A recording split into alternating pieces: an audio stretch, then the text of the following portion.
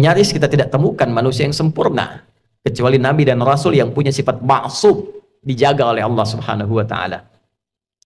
Siapa yang dari baligh sampai sekarang Jumatan yang tidak pernah salah pandangannya, tidak pernah keliru bicaranya, tidak pernah salah mendengarnya? Mustahil.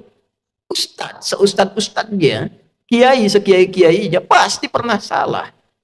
Jadi kalau Anda ingin mencari kesalahan seorang ustadz, dia pasti ditemukan sepanjang dia manusia.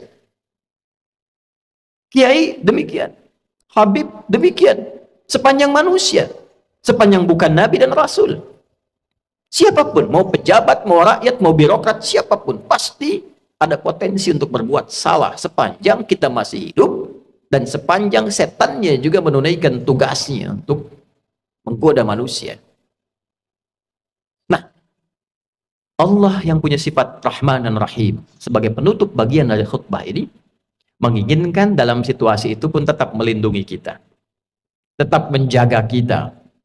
Karena Allah pun mendeklarasikan, engkau bisa menggoda, tapi aku pun membentengi hambaku dari godaanmu itu.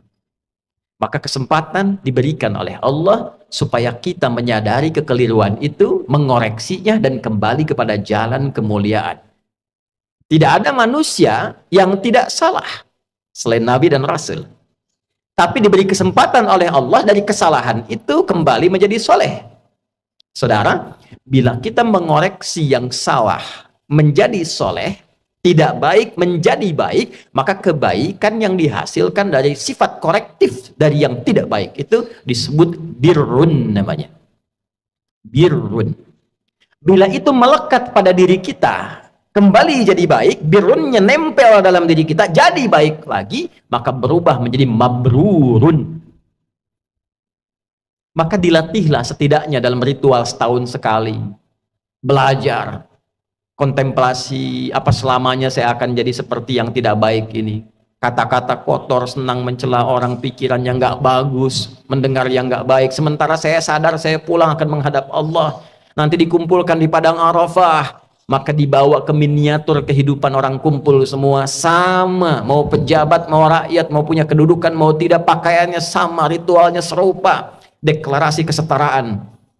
Bahkan sebelum PBB deklarasi, sebelum ada terbentuk banyak negara, Islam sudah memperkenalkan kesetaraan. Tapi dalam kesetaraan itu ada renungan. Apakah akan begini selamanya?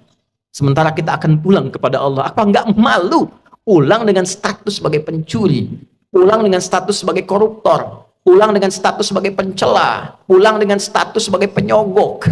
Apa enggak malu diviralkan di alam akhirat nanti? Fulan koruptor, fulan penyogok, fulan pezina, fulan penipu, datanya dibuka semua, nggak bisa bohong dia. Apa nggak malu? Maka direnungi itu di Arafah itu.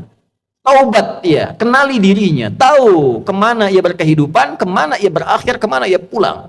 Setelah itu dia bertekad, dia zikir dari Arafah pergi ke Muzdalifah. Fa idza afadtum min Arafatin fadhkurullaha 'indal masy'aril haram.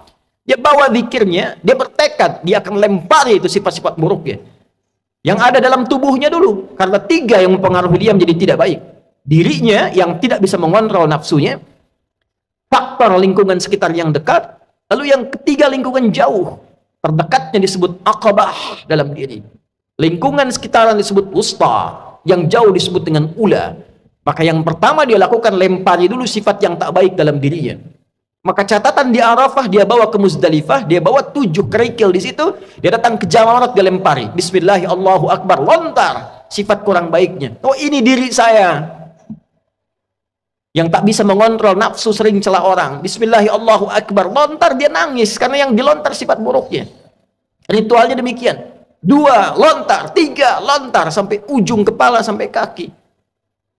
Setelah dia melontar, dia menghadap ke arah kiblat, lalu dia berkomitmen. Inni wajjahtu wajhiya lilladzi fatara as-samawati wal arda hanifan musliman wa ma ana minal musyrikin. Inna salati wa nusuki wa mahyaya wa mamati lillahi rabbil alamin la syarika lah wa bidzalika umirtu wa ana minal muslimin wa ana awwalul muslimin. Ya Allah, detik inilah aku pasrahkan diriku sepenuhnya kepada Engkau, penguasa semesta. Ada orang-orang berkata Tuhan itu alam semesta, maka Allah lebih detil lewat Rasul yang disampaikan, akulah penguasa alam semesta itu. Ada sering orang berkata karena dia sulit menemukan Tuhan, dia katakan semesta begini, alam semesta memberikan hukum. Saudara, Allah langsung mengatakan, Alhamdulillahi Rabbil Alamin. Kalau engkau masih bingung, akulah Tuhan yang merawat dan mencipta semesta itu. Maka Nabi mengajarkan, aku pasrahkan ya Allah diriku kepada engkau penguasa semesta. Bila pun selama ini aku sholat, aku beribadah, aku hidup ya Allah. Dan kalaupun aku wafat sampai detik ini, aku menyadari aku banyak salahnya. Maka aku bertobat dan berjanji tidak akan menyimpang lagi. Kalau engkau beri aku kesempatan hidup setelah ini, aku berjanji akan menjadi muslim yang lebih baik lagi mulai detik ini. Lalu setelah itu dia merenung lagi, ada yang belum selesai, maka dia pergi ke Muna. Kita kenal dengan Mina. Dia renungkan apa nih? Karena pengaruh teman, catat oleh dia. Oh, ini saya nggak bagus karena gaulnya nggak baik di sini. Karena pengaruh tempat baru, dia bertugas, bertemu lingkungan baru, maka dia balik lagi. Sehari, renungkan lagi, 2 hari. Dia merasa bagus, selesai. Tawaf ifadah, atau dahulukan oleh dia, selesai, tuntas hajinya. Dia merasa kurang sempurna, sampai hari ketiga, nafar akhir. Wadhkurullaha fi ayyamin ma'dudat faman ta'ajjala fi yawmaini fala ithma alaihi wa man ta'akhkhara fala ithma alaihi. Apa kesimpulannya? Limanit taqa, jika dia sudah menilai dirinya, takwanya sudah balik. Jadi intinya takwa lagi. Takwa lagi. Itulah sebabnya bekal haji pun dari bekal takwa pulang takwa. Di mana ditemukan statement bekalnya? Al-Baqarah 197. Al-Hajju ashhurum ma'lumat faman farada fihinna al-hajj fala rafatha wala fusuqa wala jidala fil hajj wa ma taf'alu min khairin ya'lamuhu Allah wa tazawwadu fa inna khairaz zadi taqwa. Haji itu ditentukan waktunya, sudah viral diketahui persiapan sampai puncaknya. Jika Anda komitmen bersiap haji, maka siapkan dirimu. Jangan berkata kotor. Jangan engkau berdebat pada yang tidak penting, berselisih. Jangan berperilaku menyimpang. Itu yang kita koreksi di sana. Silahkan berbekal. Allah tahu banyak orang mau berbekal. Kopernya tuh silahkan besarin, bekalin materinya, baju, persiapan. Tapi yang terpenting bukan itu, kata Allah. Yang terpenting itu koreksi dirimu. Wa tazawwadu fa inna khairaz zadi taqwa. Bekal takwamu. Makanya sebelum berangkat kita manasik tuh. Malam tahajud tingkatkan, baca Quran tingkatkan, itu bagian takwa. Nanti di sana dioptimalkan. Begitu pulang 5 menit taqa. Setelah 2 hari, 3 hari selesai di Muna itu, kita simpulkan ada perubahan enggak? Itulah sifat takwa. Ketika pulang berubah jadi baik. Yang tak baik dikoreksi jadi baik. Itulah birrun. Melekat pada pelakunya mabrurun. Ini yang dimaksud kalimat Nabi, al-hajjul mabrur. Haji yang merubah pelakunya menjadi lebih baik dari sebelumnya. Bagi kita yang belum atau tidak berhaji di tahun ini, maka diberikan jalan berbeda. Tapi ini bukan haji. Tetap haji lebih utama karena ada ritual-ritualnya. Tapi ada substansi yang serupa, mabrur, membentuk karakter mabrur walaupun belum ada kesempatan haji. Lewat apa itu? Awal Dzulhijjah, kita puasa, bekali takwa. Di sana wukuf di hari ke-9 waktu Saudi. Makanya disebutkan yaum siyam yaumi arafat. Puasa yang dilangsungkan di harinya saat orang-orang itu wukuf di Arafah, hari di Arafahnya tanggal 9. 9 waktu Saudi, 9 waktu kita. Di sana tanggal 9 wukuf, di sini kita tunaikan puasa. Sama persis puasanya, ya seperti halnya perilaku orang-orang yang sedang wukuf, dia merenung, dia koreksi. Jadi tidak seperti yang Ramadan sifatnya.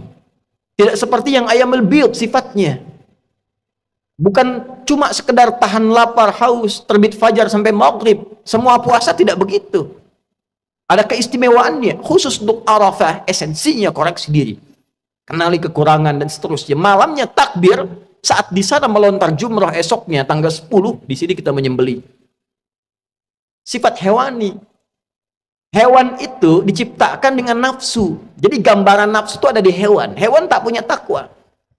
Karena di sana melontar sifat hewani nafsunya, di sini menyembelih. Dan kalimatnya setelah itu sama. Menghadap ke arah kiblat, mengatakan kalimat yang sama, inni wajjahtu dan seterusnya. Inilah yang dimaksud Allah di Quran surah 22 ayat 37. Di sana takwa, di sini takwa. La yanalullaha luhumuha wala dima'uha walakin yanaluhut taqwa minkum. Yang diterima, yang sampai pada Allah itu bukan berapa besar sapinya, bukan berapa besar kerbaunya, bukan berapa banyak darahnya. Yang diterima oleh Allah, kata Allah, takwanya. Ada perubahan nggak? Merasa lebih dekat nggak dengan Allah? Merasa meningkat gak ibadahnya? Meningkat, mendekat, lebih dekat lagi, itu koruba. Semakin meningkat disebut kurban. Itulah sebabnya ibadahnya disebut kurban. Dari kata koruba, bukan korban. Kurban. Kenapa disebut kurban? Yang dimaksudkan ketika kita berbagi dan komitmen menjadi baik, dilihat standarnya setelah itu menjadi lebih dekat hubungannya dengan Allah. Meningkat takwanya. Itulah mabrur. Sekarang kita lihat. Sehari setelah hari tasyrik, Jumat ini, Jumat deklarasi perubahan diri kita. Bukankah kita di Jumat ini dipanggil untuk meningkatkan zikir? Coba dicek, jadi lebih dekat gak dengan Allah? Merasa meningkat gak takwanya? Beruntung kita, alhamdulillah, tinggal di Indonesia, karena semua bagian dasar kehidupan berbangsa, bernegara dipaku dengan sifat takwa. Di pendidikan, Undang-Undang Sisdiknas nomor 20 tahun 2003, dari mulai pasal menimbang A sampai E, 5 itu poinnya. Poin kedua, B itu sudah takwa. Undang-Undang Dasar tahun 1945 mengamanatkan pada pemerintah, mengusahakan menyelenggarakan satu sistem pendidikan yang meningkatkan keimanan dan ketakwaan pada Tuhan Yang Maha Esa, serta akhlak mulia. Baru mencerdaskan kehidupan bangsa. Masuk tentara Sabta Marga, ada 7. Nomor 3-nya itu adalah takwa. Kami tentara Indonesia yang bertakwa pada Tuhan Yang Maha Esa, membela kebenaran, kejujuran, dan keadilan. Masuk hakim, ada pancadharma. Nomor 1-nya itu takwa. Dari takwa sampai tirta, 1-nya takwa. Kami hakim Indonesia yang bertakwa pada Tuhan Yang Maha Esa. Masuk polisi, Tribrata, nomor 1-nya takwa. Kami polisi, Negara Kesatuan Republik Indonesia yang bertakwa pada Tuhan Yang Maha Esa. Jadi itu ukuran pendiri bangsa ini menginginkan kita jadi orang baik sebelum pintar. Sebab pintar tidak baik, celaka. Korupsi itu banyak dilakukan oleh yang pintar.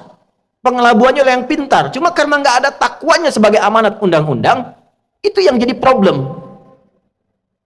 Nah, kalau kita mengklaim negara muslim terbesar, setiap Jumat pengingat pertama takwa, hadirin. Bertakwalah kepada Allah dengan sebenar-benarnya takwa. Tuh pulang Jumatan, betul nggak takwanya ada tuh? Ada nggak yang hilang sendal tuh? Baru keluar masjid. Itu kalau kita tunjukkan menjadi muslim yang benar, berubah jadi lebih baik, kurban dekat dengan Allah, itulah esensi manusia mabrur yang diinginkan oleh Allah dan Rasul.